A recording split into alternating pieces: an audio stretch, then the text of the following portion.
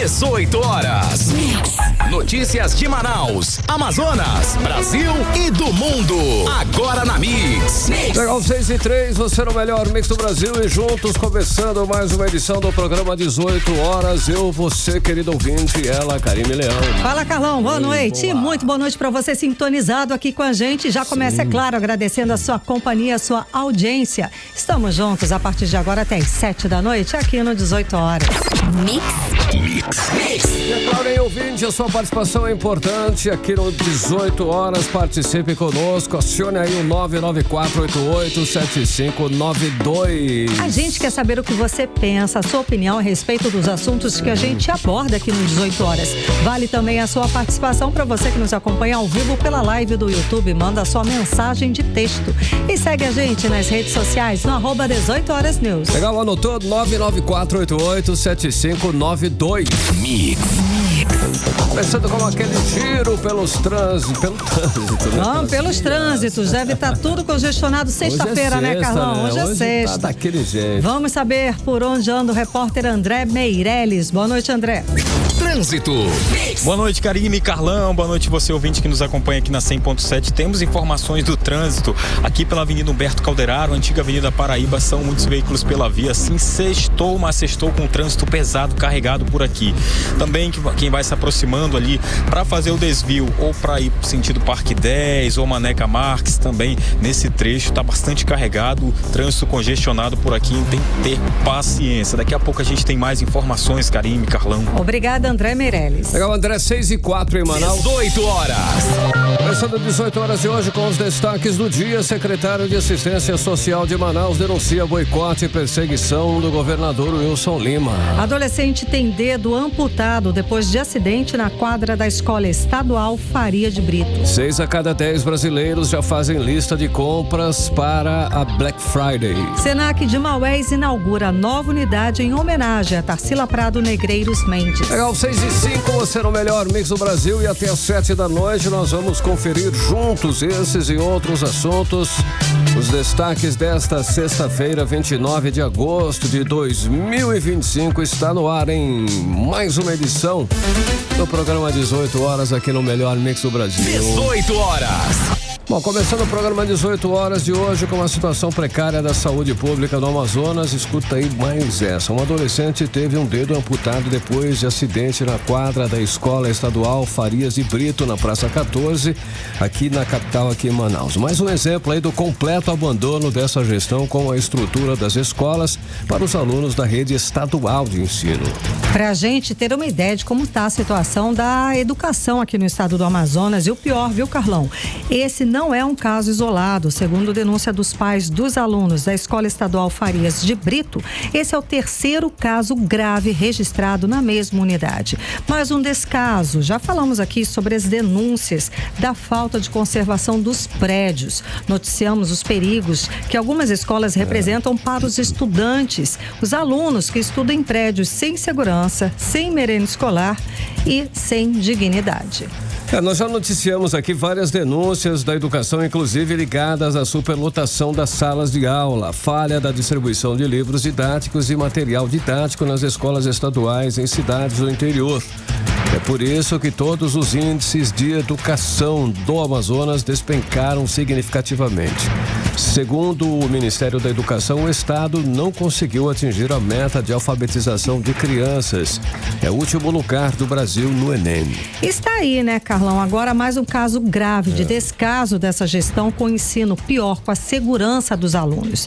Esse caso da Escola Estadual Farias de Brito, com um aluno tendo o dedo amputado, é mais que um alerta de segurança, é uma declaração de incompetência do governo do Amazonas. O repórter Kennedson Paes acompanhou esse assunto, apurou os casos e conversa ao vivo com a gente agora aqui no 18 horas. Ele traz mais detalhes. Boa noite, Kennedson. Então, já foram registrados também outros acidentes envolvendo os alunos dessa mesma unidade, não é isso? Boa noite. Exatamente, Karime. Muito boa noite para você. Boa noite a todos que acompanham a gente aqui no 18 horas da Rádio Mix Manaus. Um adolescente, ele teve esse dedo amputado, que foi nessa última semana que nós estamos passando, depois desse acidente na quadra da da Escola Estadual Farias Brito, aqui no bairro Prascatoso, na área da zona sul de Manaus, bem pertinho daqui de onde nós estamos. E esse, gente, é o terceiro caso grave registrado nessa mesma escola. E a pergunta que muitos pais têm feito agora nesse momento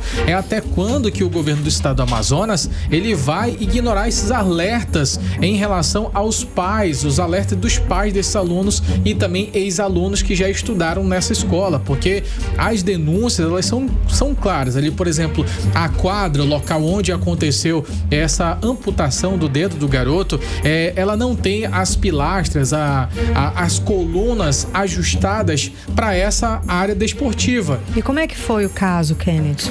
O caso é porque as vigas que foram instaladas nessa quadra poliesportiva, elas são umas vigas de metais e que elas não têm uma estrutura adequada para essa finalidade, que era para estar em uma quadra. E aí o que aconteceu? No momento em que o garoto ele estava ajudando o professor a poder pendurar a rede de vôlei, foi quando ele acabou escorregando, sofrendo um acidente e o dedo ficou engatado naquela estrutura metálica e ela tem uma bifurcação que acabou limitando ali a passagem e aí com isso acabou havendo essa amputação na estrutura metálica. E a situação ficou dramática, porque até os próprios alunos, os colegas desse garoto, que foram quem tirou ali o membro amputado para poder levar para o hospital. Né? Pegou o dedo amputado. Para poder tentar levar para o hospital e fazer alguma coisa, tentar colocar no lugar novamente. Certo. E a gente lembra aqui que desde 2011, gente, já vinha acontecendo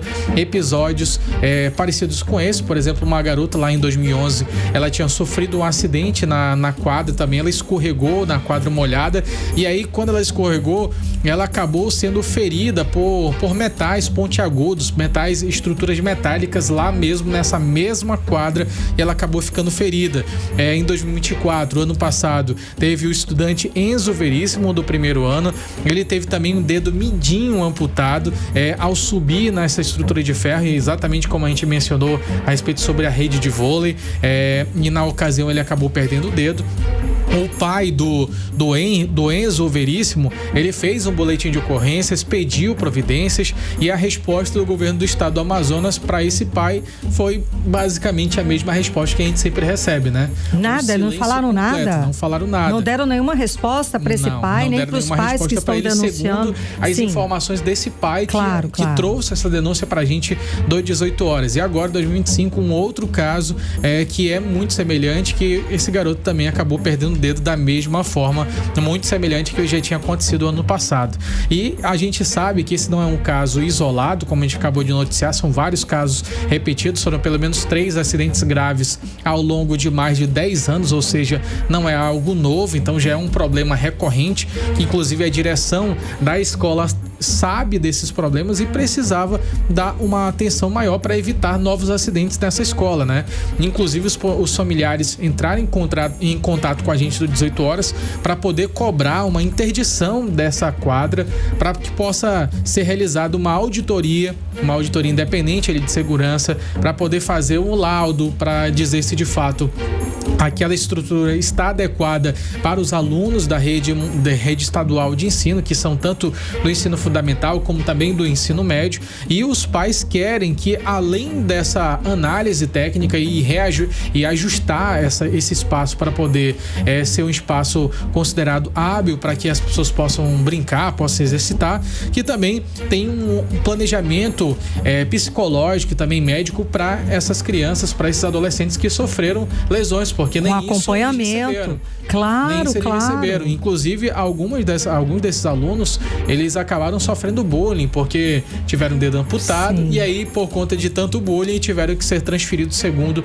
as informações dos pais desses alunos. E a situação é que muitos pais acabam se perguntando quem é que vai responder sobre isso, né? Quem é que vai pagar, quem é que vai ter a coragem de assumir a responsabilidade? A SEDUC, o governo do estado? Quem será que falhou nessa ocasião? E será que o governo do estado do Amazonas falhou por omissão? Então são diversas perguntas que os pais têm se perguntado, né? Têm feito essas perguntas e clamam resposta das autoridades o mais rápido possível, porque o que aconteceu na escola Farias Brito, ele é um alerta vermelho de que esses pais estão novamente pedindo socorro aqui da Mix para que a gente possa noticiar o que está acontecendo por lá e que agora o governo ele possa agir de forma mais efetiva para poder evitar que novas tragédias sejam anunciadas, porque a verdade é que o governo do Amazonas ele não tem o direito de colocar a vida em risco dessas pessoas, desses estudantes, como eles estão passando, por pura negligência também de caso. E a questão é que os pais desses alunos estão se sentindo inseguros de deixarem seus filhos nas escolas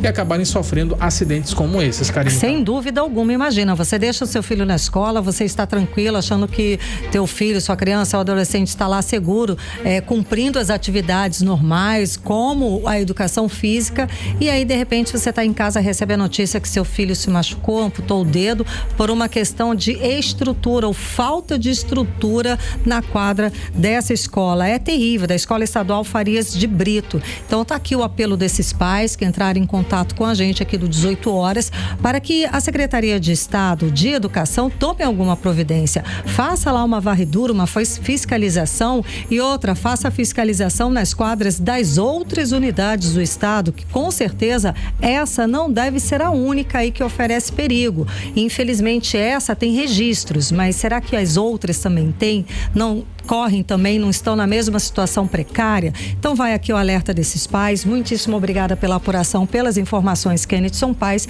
para que a Secretaria de Estado de Educação tome alguma providência, faça a fiscalização, interdite essa quadra ou pelo menos melhore a estrutura para que os alunos não venham a sofrer outros graves acidentes. Agora 6h14, você no melhor Mix do Brasil. 18 horas. Olha só, vamos entrar em setembro e os brasileiros já estão fazendo lista para as compras da Black Friday de novembro e é o que revela aí, inclusive, uma pesquisa do próprio Google, Carlão, o Google que fez essa pesquisa e segundo essa pesquisa, 6 a cada 10 brasileiros pretendem comprar na Black Friday e como você falou, já estão fazendo aí a lista dos desejos. O repórter André Meirelles traz pra gente mais detalhes a respeito do assunto, a respeito dessa pesquisa. Então, André, a maioria das pessoas, inclusive, pretende gastar mais de R$600, é isso? É isso, Karine, Carlão, ouvintes. Há 3 meses da Black Friday, uma pesquisa do Google mostra que o brasileiro está se preparando pesado para correr atrás de descontos. 6 a cada 10 pessoas dizem que vão comprar na data e quase metade já tem até aquela lista de desejos montadas.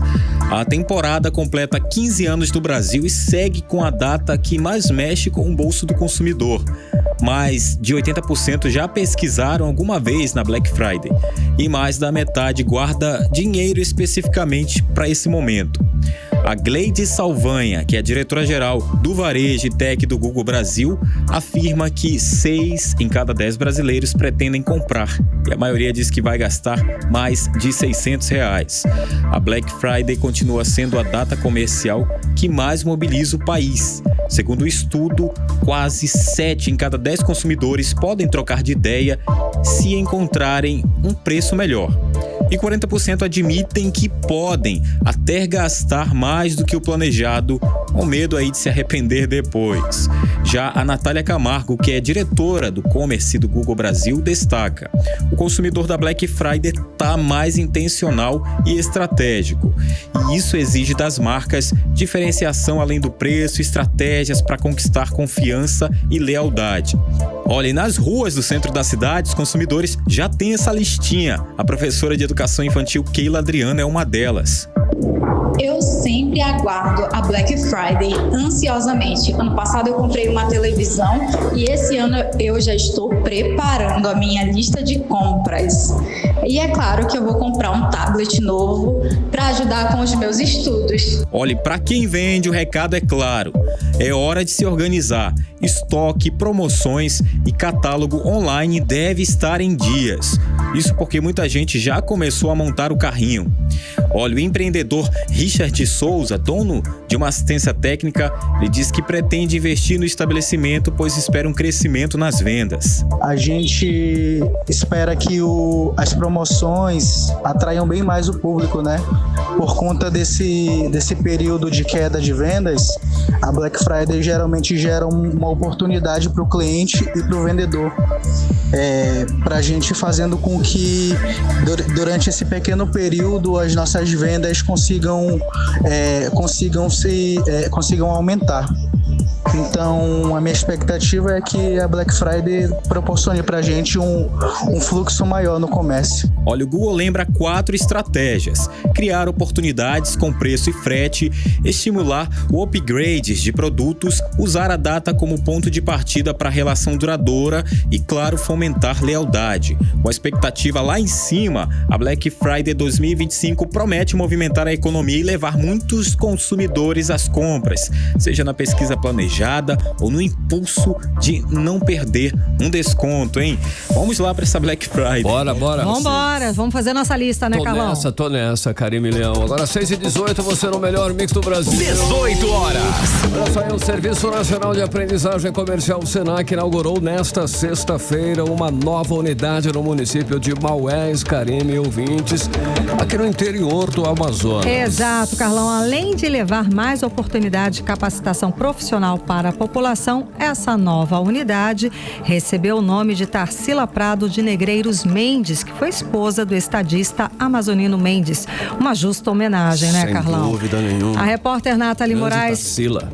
Conta pra gente agora mais detalhes a respeito dessa homenagem. Boa noite, Nathalie. Então, como é que foi esse momento?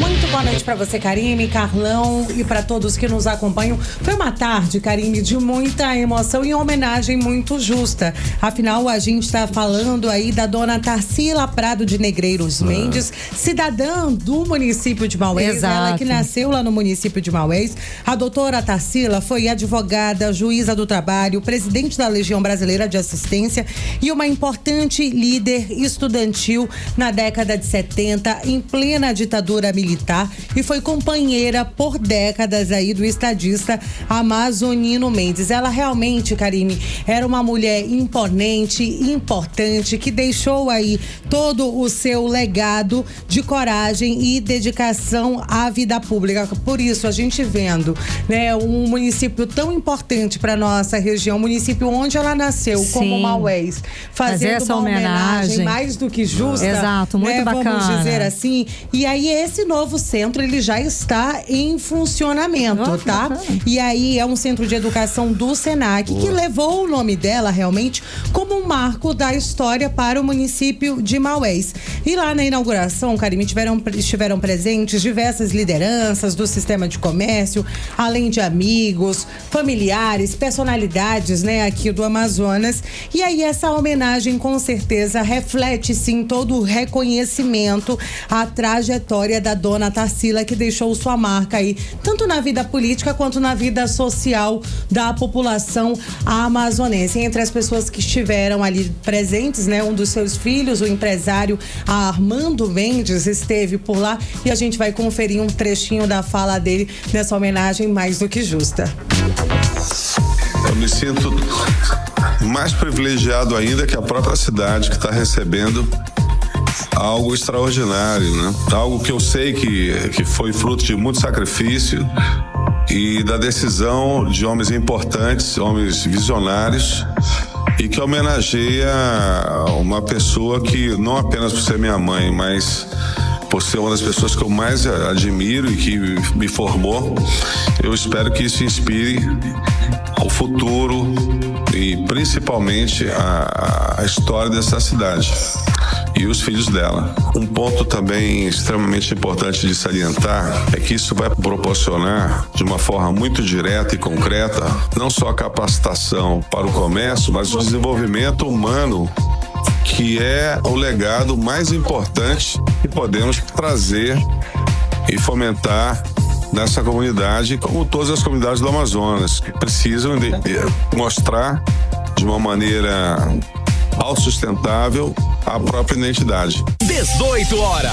Com certeza, a gente acabou de ouvir aí a fala do empresário e filho da homenageada. A gente está falando aí da doutora Tarsila Negreiro de Prado Mendes, que ganhou essa homenagem, recebeu aí essa homenagem, né? Hoje, com a inauguração do SENAC, que leva o seu nome lá no município de Maués, no interior aqui do Amazonas, e com a expectativa, Karime, Carlão, desse novo centro de formação, é que centenas de moradores lá do município de Maués realmente tenham mais acesso à formação em diversas áreas, é claro, ajudando aquelas pessoas a impulsionar o desenvolvimento do município de Maués. E quem também acompanhou aí essa inauguração e toda a solenidade de homenagem foi o Mário Trados, ele que é presidente da Confederação Nacional de Comércio, e destacou a importância da homenagem à doutora Tarsila e ao ex-governador do Amazonas, Amazonino Mendes. Vamos conferir. É uma homenagem que se presta a uma grande dama cujo marido foi 4 vezes governador do estado, 3 vezes prefeito, senador da República, e ela não perdeu a simplicidade, a humildade, o equilíbrio e o bom senso. Que o povo de Maués possa ter aprendizados na área técnica com o objetivo de melhorar não só o padrão educacional do nosso trabalhador, como ter um acréscimo nos seus salários, e isto é que arrosta o progresso e o desenvolvimento. 18 horas.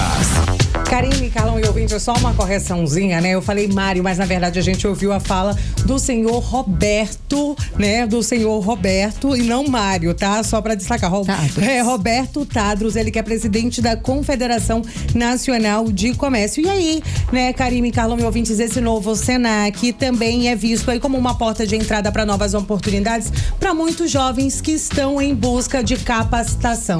A gente fala que é um ganho para todo mundo, afinal de contas, desenvolvimento, progresso para a cidade, para a região, claro. Né, Karime? Aquelas pessoas muitas vezes, para ter acesso a uma educação de qualidade, precisavam vir para Manaus. Nem todo mundo tem dinheiro para ter, tem todo um custo logístico também para que as pessoas pudessem estudar. E agora, com a oportunidade de estudar no SENAC, né, em homenagem à doutora Tarsila, é um ganho muito grande. E quem também esteve por lá foi o presidente da Federação do Comércio, Aderson Frota. Vamos conferir.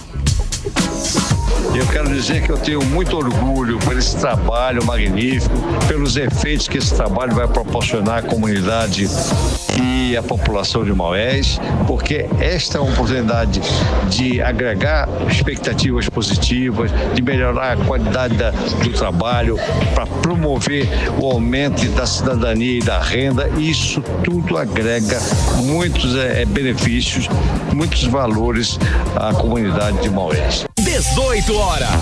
A gente ouviu aí a fala do Aderson Frota, presidente da Fé Comércio.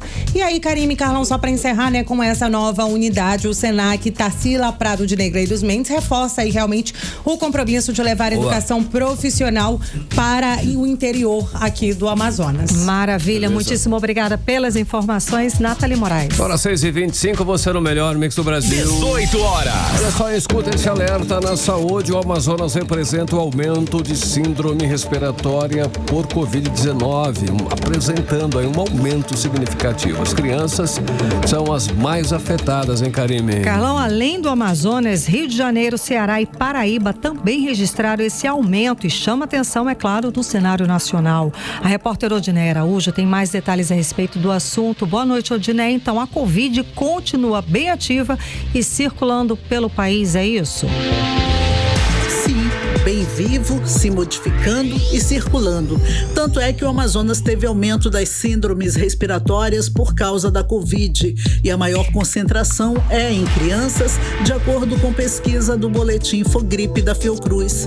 O Boletim Infogripe trouxe esse alerta nessa quinta-feira. De acordo com a pesquisadora Tatiana Portela, do Programa de Processamento de Dados Científicos da Fiocruz, os casos de síndrome respiratória aguda grave estão em crescimento em alguns estados, estados, mas com destaque especial aqui para o Amazonas. No estado do Amazonas, a gente tem observado uma alta de casos de síndrome respiratória aguda grave, com tendência de aumento nessas últimas semanas, sendo que esse aumento dos casos de SRAG no estado ocorre principalmente nas crianças pequenas, até 2 anos de idade, e tem sido causado pelo vírus sincicial respiratório, que é um dos principais vírus que causa quadros de bronquiolite nas crianças pequenas.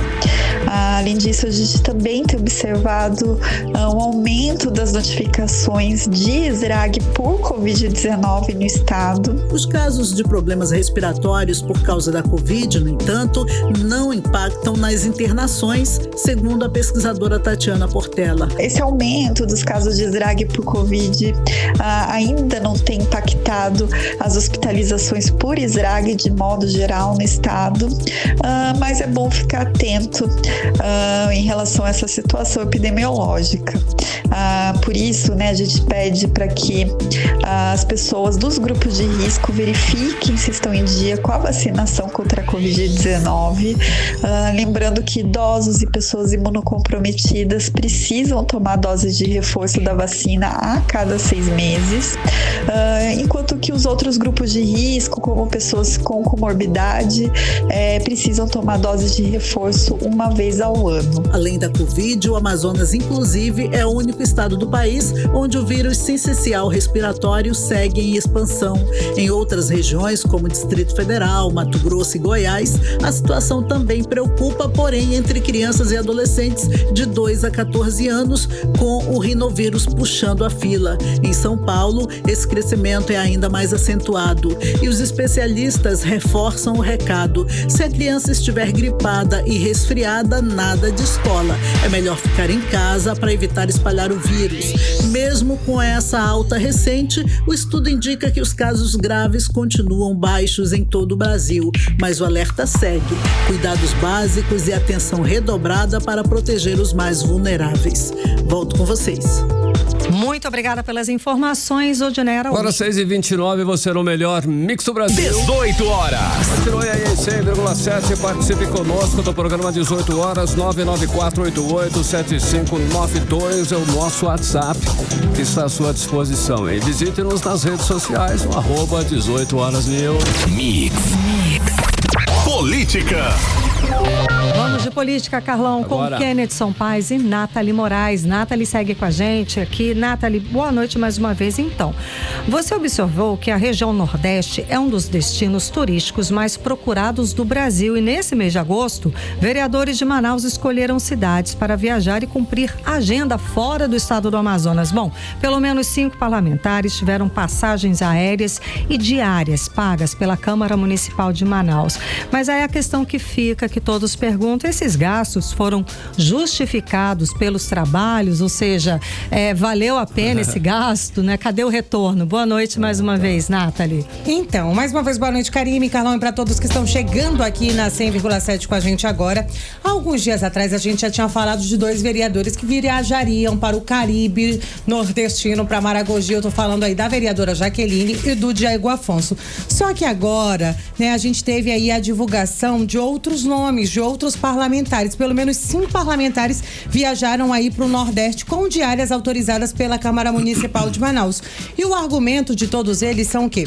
Visitas técnicas e aprendizado legislativo. Agora a gente teve a divulgação de que o Rosinaldo Bual e o Rodinei Ramos escolheram como destino a cidade de Recife, com diárias de até R$4.000, tudo bancado pela Câmara Municipal de Manaus. Já o capitão Carpê participa de um evento em Fortaleza, com inscrição e diárias também bancadas pela Câmara. E o Diego Afonso e a vereadora Jaqueline vão para Maragogi, como a gente já tinha adiantado, para um encontro de cidades lá em Alagoas, conhecido ali como o Caribe Brasileiro, o Encontro Nacional de Gestores. Só que vale a gente reforçar, ainda que essas viagens tenham sido autorizadas, eles precisam obedecer a alguns critérios. Que critérios são esses? Eles devem apresentar ali realmente os relatórios horários da viagem, né? E todos os custos que foram bancados por mim, por você e por todos os ouvintes que estão sintonizados aqui na 100,7. Mas a pergunta que fica é que se esses comprovantes que eles vão apresentar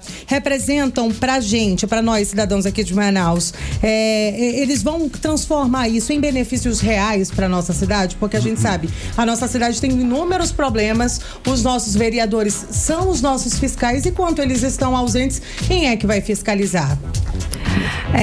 É uma conta cara essa, né? É uma boa pergunta, inclusive, também. Quem vai responder é que tá difícil, né? A resposta é mais. Tudo bem.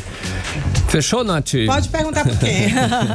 Ei, que olha só, o deputado federal licenciado e atual secretário de Assistência Social do município, que é o Saulo Viana, ele denunciou boicote a uma ação de saúde em Urucará e apontou ainda a perseguição do ex-prefeito Henrico Falabella e do governador Wilson Lima. Você tem mais detalhes aí sobre esse assunto aí, que é um assunto importante, hein, Ken?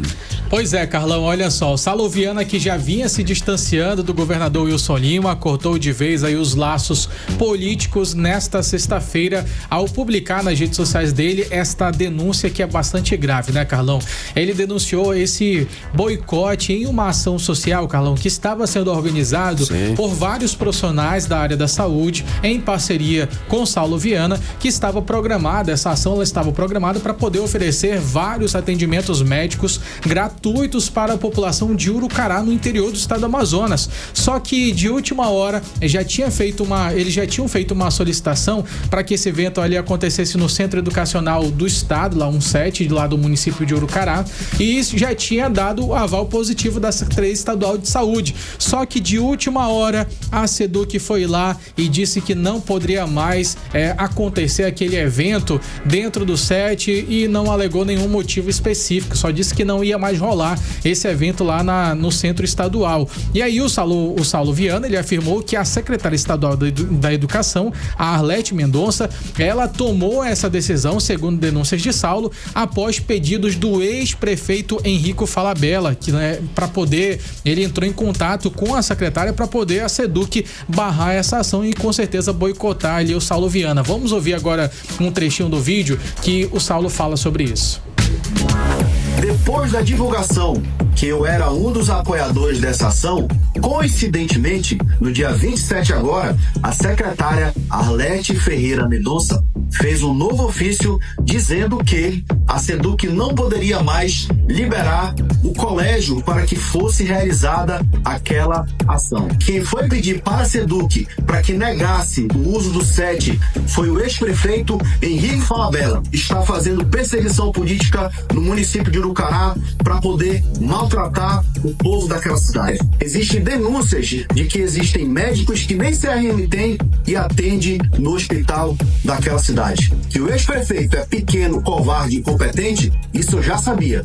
Agora, o governo do estado concordar com esse tipo de atitude é algo preocupante e que deve ser sempre repudiado. 18 horas. O detalhe é que ele acabou chamando a atenção nessa última parte do vídeo que nós separamos em relação à crítica contra o governo do estado do Amazonas, que deu aval ao ex-prefeito. Se o ex-prefeito decidisse barrar, ele poderia ser impedido pela SEDUC, mas assim, não, a SEDUC concordou com aquele entendimento do ex-prefeito, segundo o deputado Saulo Viana, né, e também secretário municipal de Assistência Social. E nos bastidores dessa leitura mostra que o Wilson Lima não tolera mais a atuação um pouco mais independente de Saulo, que ele está muito próximo do prefeito Davi Almeida, está muito próximo também dos senadores Eduardo Braga e Omar Aziz, o que leva essa ruptura, um cenário que, embora não surpreenda, mostra ali um clima de hostilidade entre os ex-aliados e antecipa o que vai acontecer lá em 2026, porque muita coisa ainda vai pegar fogo até as eleições, né, gente? Que já começou, inclusive, essa corrida. 2026 já é agora, né, gente? Exatamente. Vamos lá, Nathalie. A Justiça Eleitoral determinou a cassação do prefeito de Caapirango, Matulino Braz, e do vice dele, Jorge Martins, por abuso de poder político e econômico durante as eleições de 2024. Bom, caso ainda ele vai ser analisado pelo Tribunal Regional Eleitoral do Estado do Amazonas.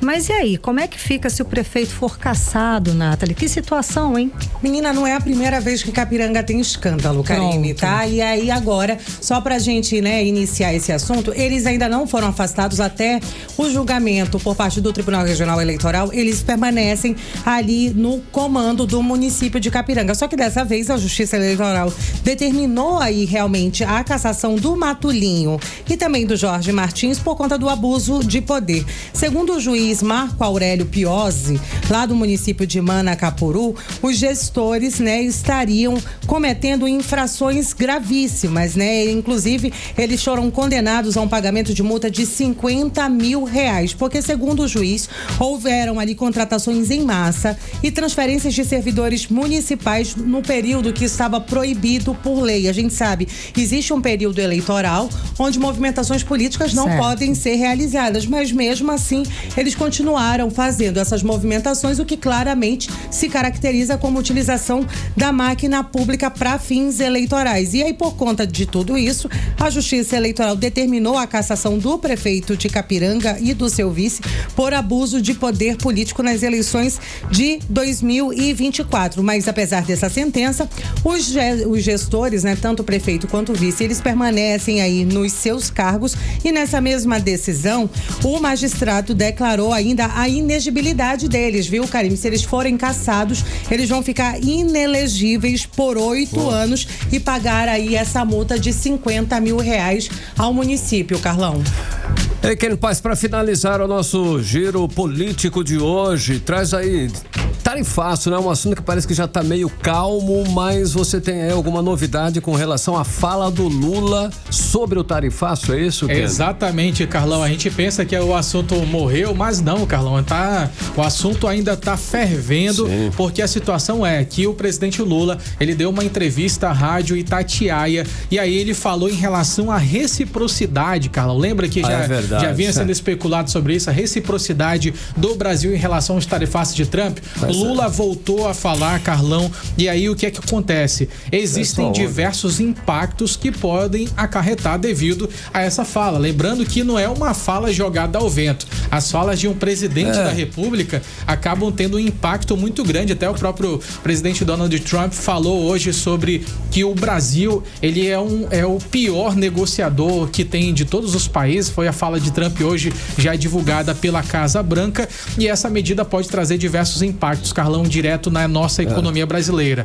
O tarifaço, ele é aplicado pelo presidente Donald Trump, ele já leva o governo a estudar essa aplicação da lei de reciprocidade econômica, e a gente tem diversos setores que já foram afetados, né? Por exemplo, os exportadores de aço, alumínio, celulose, carnes e grãos, eles sentem esses efeitos negativos e veem na retaliação, Carlão, eles estão apoiando de fato esse movimento do governo federal, porque eles veem nessa retaliação contra os Estados Unidos como uma chance de pressionar o Washington a negociar, mas ao mesmo tempo é um risco muito grande de perder ainda mais espaço nesse que é um dos principais mercados para os consumidores brasileiros. A conta também pode pesar, é claro que pode pesar. Produtos importados dos Estados Unidos, como eletrônicos, insumos industriais, remédios, podem ficar mais caros, gerando inflação e prejudicando empresas que dependem dessa tecnologia. Lembrando que a gente importa muito produto dos Estados Unidos, né? Então a situação pode acabar complicando bastante. A Zona Franca de Manaus, por exemplo,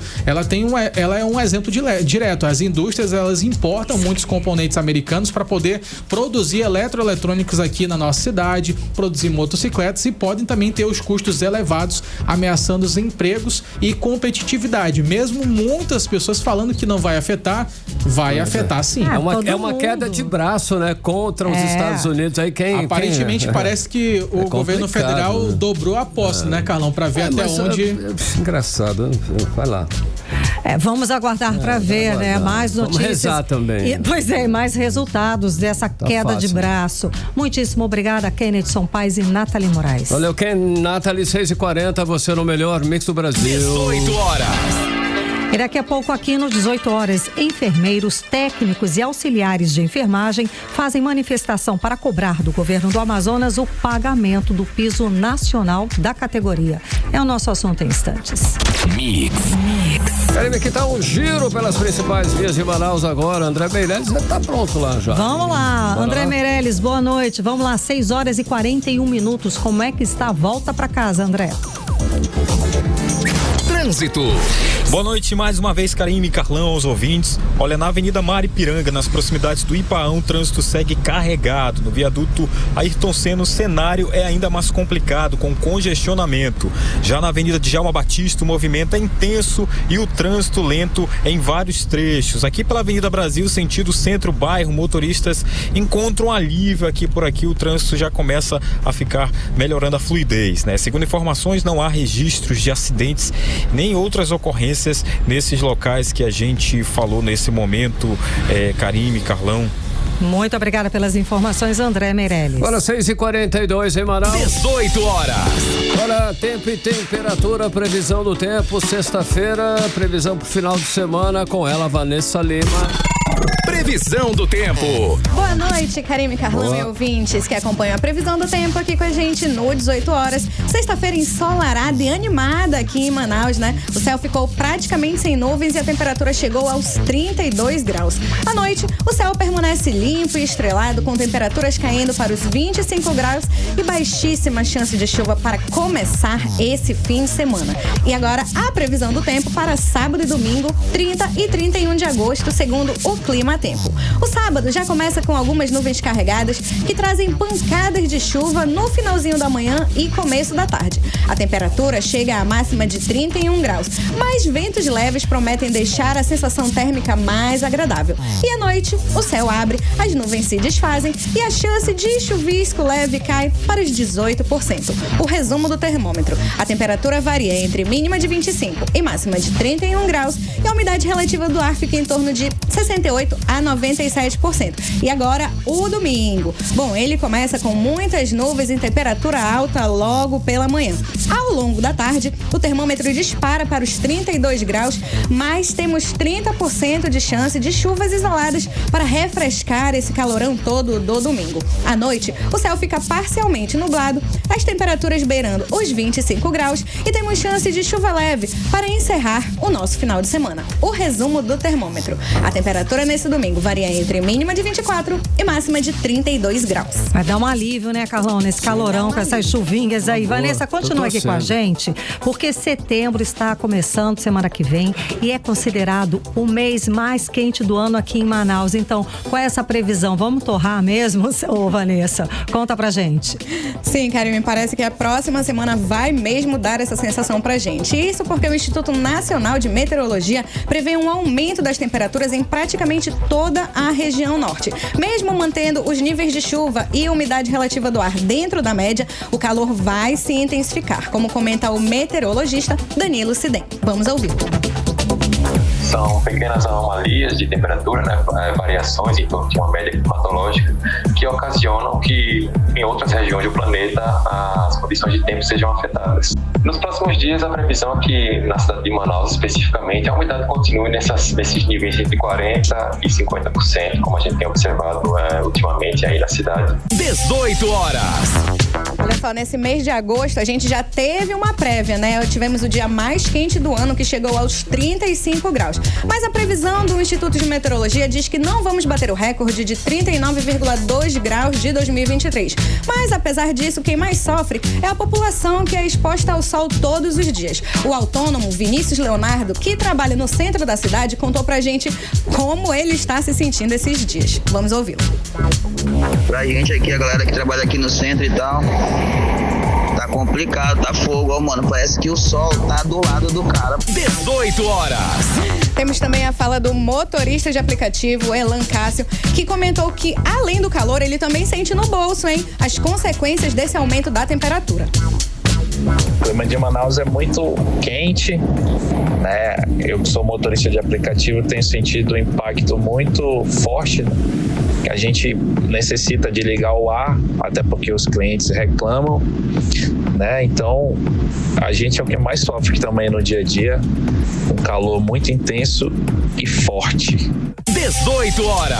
Bom, de modo geral, as chuvas vão ficar na média na maior parte da região, mas em alguns pontos os volumes podem chegar a ficar até 50 milímetros abaixo do do normal, como pode ser o caso de Humaitá, Boca do Acre e Manicoré, que já enfrentam temperaturas bem acima do esperado nesse período. Então, já vale a pena tomar alguns cuidados, como os recomendados pelo médico Felipe Schmitzel. Vamos escutá-lo. Então, quanto mais hidratados estivermos, menores os impactos da privação de líquido que o ambiente amazônico nos impõe. Tão importante quanto a hidratação é o cuidado com a radiação solar. A radiação solar, dentre outras coisas, é o principal causador de cânceres de pele. Então, adotar os cuidados de sempre usar um protetor solar adequado para cada fototipo, cada tipo de pele. Esse clima quente e úmido favorece as bactérias, fungos e vírus a perdurarem mais tempo no ambiente. 18 horas. Pois é, então, Karime, Carlão e ouvintes, vamos já nos preparando para esse período com uma sensação térmica maior ainda do que as temperaturas, né? E não vamos esquecer do principal, que é cuidar da nossa hidratação. Karime, muita hidratação, muitíssimo obrigada, Vanessa Lima. Muita água, né, Carlão? Muita água. 6h47, valeu, menina. 18 horas. Olha só, enfermeiros, técnicos e auxiliares de enfermagem saíram às ruas hoje em Manaus para cobrar do governo do Amazonas o pagamento do piso nacional da categoria. Piso que foi fixado em R$ 5.750. Detalhe, viu, Carlão? É um direito garantido por lei sancionada pelo presidente Lula e que continua sendo ignorado pelo governador Wilson Lima. Enquanto isso, os profissionais que estão lá na linha de frente da saúde do estado recebem salários defasados e trabalham em condições precárias. Olha só, hoje os manifestantes percorreram hospitais importantes da Zona Leste, João Lúcio, Maternidade Ana Braga e Platão Araújo, chamando a atenção para o descaso do governo Wilson Lima com a saúde pública. E quem acompanhou o assunto foi a repórter Nathalie Moraes, que segue ao vivo com a gente aqui no 18 horas. Então, Nathalie, o governo do Amazonas respondeu já alguma coisa a respeito dessa situação ou segue calado? Segue calado, né, Karime? Mais uma vez, boa noite para você, para o Carlão e para todos que nos acompanham. Os profissionais de saúde voltaram às ruas na manhã dessa sexta-feira. Falo voltaram às ruas porque ontem, né, na quinta-feira, eles já tinham protestado no Boulevard Álvaro Maia, na zona centro-sul de Manaus. Só que agora eles resolveram, na manhã de hoje, interditar uma das principais vias da zona leste de Manaus. Eu estou falando aí da Avenida Grande Circular, onde centenas de trabalhadores que atuam no Hospital e Pronto-Socorro Platão Araújo resolveram interditar parcialmente o trânsito para chamar a atenção realmente, Karime, Carlão e ouvintes, dos motoristas, das pessoas que passavam ali pelo local para a situação na qual esses profissionais estão passando. Isso porque, como a Karime já adiantou, o presidente Lula autorizou que sejam pagos o piso salarial desses profissionais aqui no Amazonas, mas essa autorização parece que, como diria minha mãe, parece que o governador tem feito de ouvido de mercador, porque aqui no Amazonas essa lei não vem sendo cumprida. Inclusive, Karime, lá durante o manifesto tiveram técnicos de enfermagem que, por lei, eles deveriam estar recebendo ali cerca de R$ 1.815, mas eles dizem que no final do mês eles têm recebido até muito menos do que um salário mínimo. Caramba. Porque a gente sabe, né, que muitas das vezes tem os descontos, tem uma coisa ou outra. Sim. E no final do mês realmente a conta não está fechando e o governo do Amazonas não vem cumprindo realmente o que teria sido acordado. Segundo os profissionais, eles até foram recebidos ali pelas autoridades do governo. E aí, durante o acordo, durante a reunião, foi dito uma coisa, só que na prática e principalmente no bolso, essa mudança salarial, esse piso salarial não foi cumprido. Ou seja, acordaram com a categoria, né? Fizeram um acordo e no fim das contas nada foi cumprido. Exatamente. E além deles estarem recebendo abaixo do piso salarial, eles estão tirando um número muito grande de plantões. Eles deveriam tirar de 15 a 16 plantões mensais e tem profissional, Karime, tirando até 22, 23 plantões, o que chega a ser realmente desumano, porque a gente sabe que são profissionais que trabalham pelo menos 12 horas por dia cuidando de vidas. E aí a gente conversou com um dos representantes, um dos líderes desse manifesto. Eu tô falando aí do Denison Vilar, ele que é enfermeiro do SAMU e líder do movimento Todos pela Saúde, e ele falou um pouquinho mais da ação dessa sexta-feira pra gente. Vamos conferir. O presidente Lula, que conseguiu disponibilizar recurso para o piso salarial da enfermagem. Porém, o governador do estado do Amazonas não vem repassando o recurso e vem escravizando o profissional de saúde no estado do Amazonas. É inadmissível tudo que passamos durante a pandemia e hoje não termos direitos atendidos como insalubridade, adicional noturno, auxílio alimentação e o piso salarial da enfermagem que não vem sendo cumprido. Curta, comenta e compartilha esse vídeo. Ministro Padilha, presidente Lula, o governador do estado do Amazonas não vem cumprindo o piso salarial da enfermagem, vem vendendo a saúde pública no estado do Amazonas. E nós precisamos do apoio do governo federal no estado do Amazonas para as questões de saúde pública. 1 bilhão para uma organização social, não pagar o piso salarial da enfermagem, não pagar os direitos dos trabalhadores e explorar a mão de obra com 15, 16 plantões é desumano e vai contra o direito constitucional do trabalhador. 18 horas. Karine, Carlão e ouvintes, ouvimos aí a fala do Denison Vilar, líder do movimento Todos pela Saúde. Só para encerrar, Karine, os profissionais de saúde aqui do Amazonas prometem fazer uma grande manifestação no próximo dia 7 de setembro no Sambódromo. A gente sabe que tradicionalmente acontece ali o desfile cívico-militar, mas os profissionais não aguentam mais essa situação e eles devem ir até o local para realmente chamar a atenção das nossas autoridades. Afinal de contas, durante a pandemia, eles eram os nossos heróis. Sim. E agora são tratados com descaso. Justíssimo. Exatamente, justíssimo. Essa é a denúncia quase que diária dos profissionais da saúde aqui no 18 horas. Muito obrigada pelas informações, Nathalie Moraes. 6h52 em Manaus. 18 horas. Olha, Karine, a Polícia Federal concluiu hoje a Operação Alvorada Verde no interior do Amazonas. 8.000 pés de maconha foram destruídos durante a operação. A ação teve início no dia 26 desse mês nas regiões do Rio Abacaxis, em Nova Olinda do Norte, e do Rio Curuçá, em Maués. Carlão, e o objetivo da operação é confirmar informações sobre o cultivo ilícito de maconha e combater o tráfico de drogas em áreas remotas aqui no interior do estado do Amazonas. Segundo a Polícia Federal, o tráfico coloca em risco comunidades ribeirinhas, indígenas e outros grupos vulneráveis e muitas vezes ficam expostos à violência e à degradação ambiental. Olha, ainda, Karine, segundo a polícia, essa região é historicamente palco de conflitos dessa natureza. Os crimes investigados incluem tráfico de drogas, com pena de até 15 anos, e desmatamento em terras públicas, com pena de até 4 anos. E a operação contou com o apoio do Centro Gestor e Operacional do Sistema de Proteção da Amazônia, da FUNAI, do ICMBio, IBAMA e da Força Nacional, mobilizando 15 policiais federais. Mix. Olha só, operações da polícia recuperam motos roubadas em Manaus e que tinham sido enviadas ao interior do estado, Karine. Exato, a polícia também está chamando os donos de celulares furtados que foram recuperados. Vamos acompanhar os detalhes agora com a Dineia Araújo. Então, Dineia, quando a polícia faz o seu trabalho, a população realmente acaba sendo beneficiada, não é isso?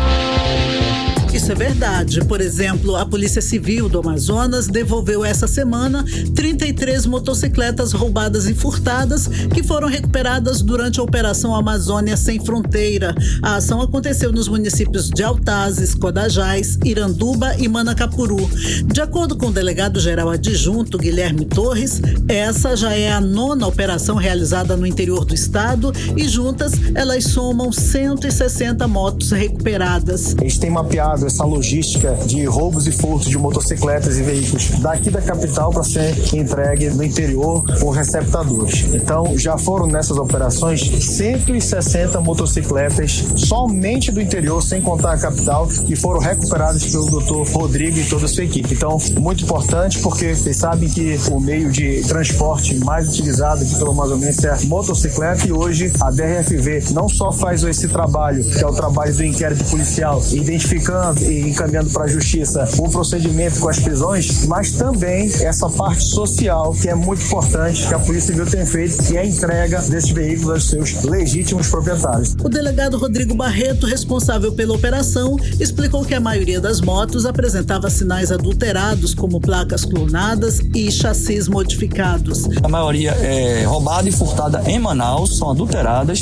As pessoas são ouvidas, a gente observa e tenta identificar quais delas têm grande frequência de vender. Identificamos alguns autores, tem conexão com os marginais de Manaus e assim, tão logo a gente quer fazer uma operação no interior já com prisões. Diante de tantas operações no interior, a gente acaba identificando aqueles que têm a função de vender para as pessoas de bem. Então hoje a gente encerra aquela 4ª edição, 160 veículos, 33 hoje sendo entregues, e a Operação Amazonas Sem Fronteira devemos continuar para cidades mais distantes, porque sabemos que nosso estado, grande parte é ligação por água, vamos ter que fazer um trabalho usando lancha, ferryboat.